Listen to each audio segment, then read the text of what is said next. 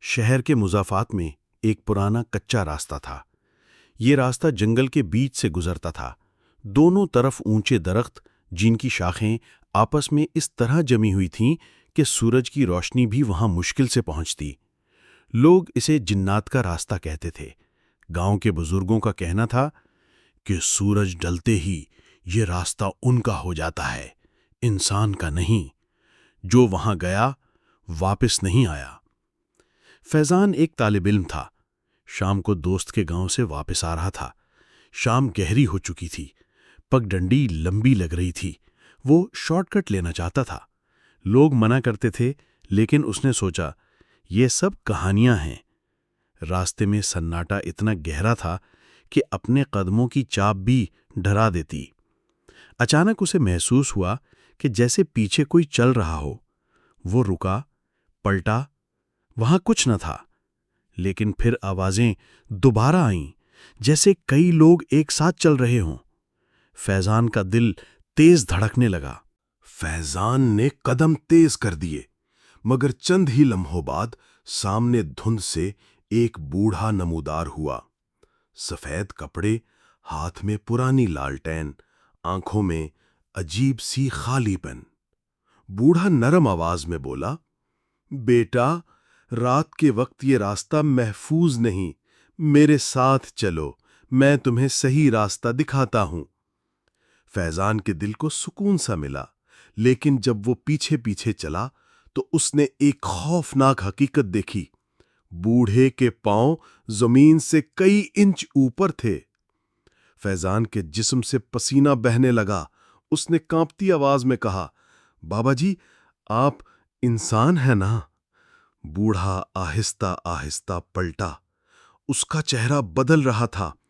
آنکھیں انگارے کی طرح دہکنے لگیں اور دانت لمبے نوکیلے نکل آئے۔ وہ سرگوشی میں بولا، میں تو صدیوں سے تمہارا انتظار کر رہا ہوں۔ فیضان نے دوڑ لگائی، مگر دونوں طرف کے درخت ایک دوسرے میں لپٹنے لگے جیسے زندہ ہوں۔ ان کے سائے زمین پر لمبے ہو کر شکلیں بنانے لگے، عورتوں کی، بچوں کی، بوڑھوں کی۔ سب کی آنکھیں سرخ تھیں اور وہ فیضان کو گھور رہے تھے۔ ایک عورت کی پرچھائی آگے بڑھی اور اس کے کان میں سرگوشی کی، رک جا یا پھر ہمیشہ کے لیے ہمارے ساتھ آ جا۔ اچانک سائے فیضان کو گھیرنے لگے۔ وہ قرآن کی آیات پڑھنے لگا۔ لمحہ بھر کو سب تھم گیا، مگر اچانک زمین نے جیسے اس کے قدموں کے نیچے سے سانس لی اور کھل گئی۔ فیضان ایک گہرے اندھیرے گڑھے میں جا گرا۔ نیچے گرتے ہوئے وہ صرف بوڑھے کی ہنسی سنتا رہا، ایسی ہنسی جو کانوں کے پردے پھاڑ دے۔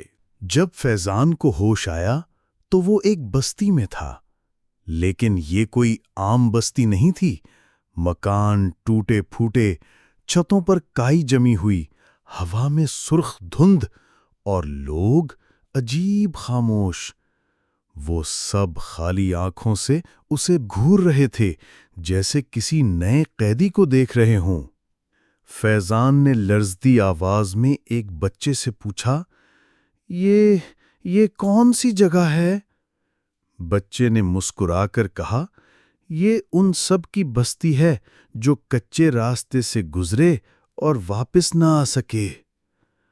فیضان کے رونگٹے کھڑے ہو گئے۔ پھر اسے ایک چہرہ پہچانا، اس کا دوست وقاص، وہی وقاص جو پچھلے سال اسی راستے پر غائب ہوا تھا۔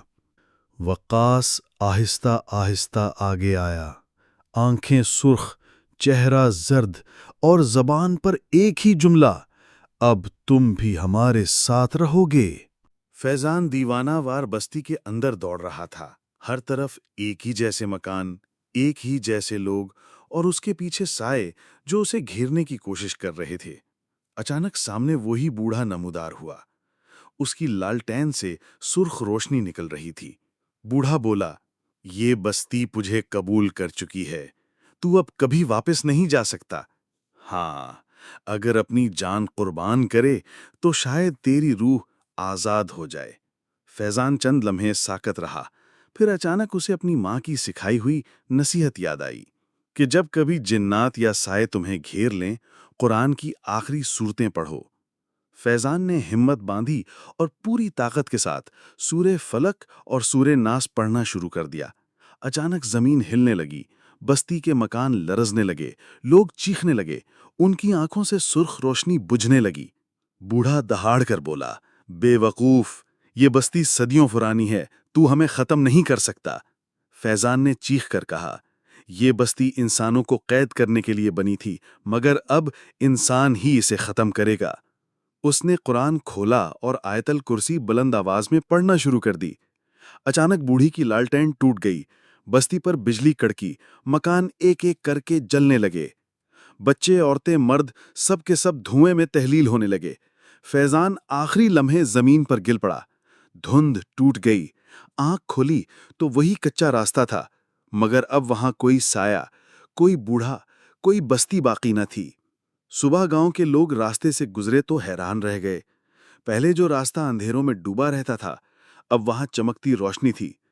بوڑھوں نے کہا، یہ جناتی بستی ہمیشہ کے لیے ختم ہو گئی ہے، کوئی بہادر ضرور اس کے طلسم کو توڑ گیا ہے۔ فیضان گاؤں واپس پہنچا، مگر کسی کو کچھ نہ بتایا۔ اس نے صرف اتنا کہا کہ اب یہ راستہ سب کے لیے محفوظ ہے، لیکن یاد رکھو، اندھیروں کے ساتھ کھیلنا کبھی مت۔